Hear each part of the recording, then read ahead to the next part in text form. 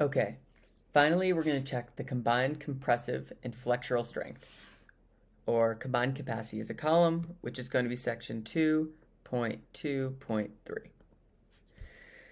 Now the governing equation will be small fa over big FA plus FB over FB must be less than or equal to 1. Equation 2-14, and then for just axial checks, we'll be checking that P is less than or equal to 1/4 of PE, where PE is our Euler buckling strength, and that will be equation 2-15.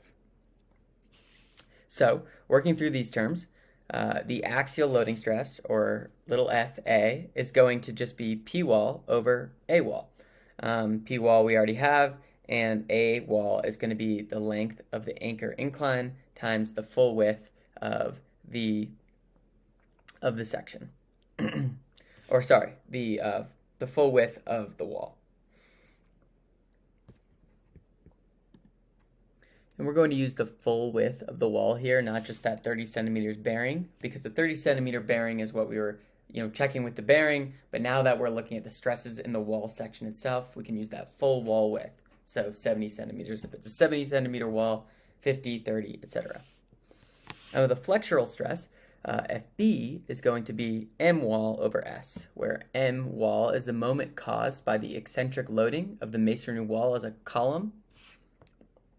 And let's see, I have that in the diagram here, showing where the loading on the anchor versus the actual center of the wall is, where it gets pinched by the foundation in tiers, and how that E value is the eccentricity. And above here, I show the calculation for M wall, and how we're actually calculating that as the P wall loading times the eccentricity of the load.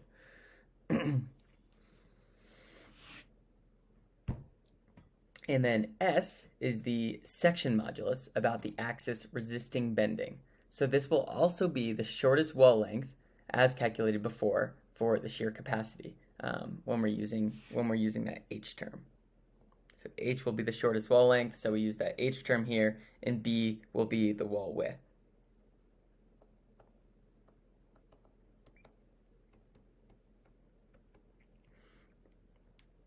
And all of those terms are described in the diagram here, where I have taken the wall and flipped it up to look like a column, so we can get a better visual of what those terms will look like.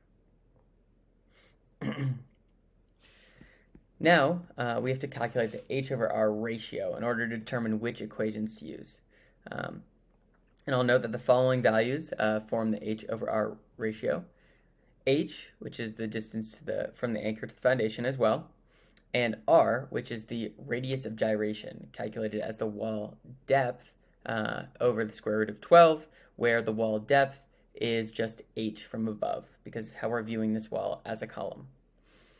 In this case, the H over R ratio should never surpass 99, which is specified in the code, so we'll use equations 2-16, 2-18, and 2-19 to calculate our FA, FB, and PE. Now, all of the values from these equations have already been defined, except for those in PE.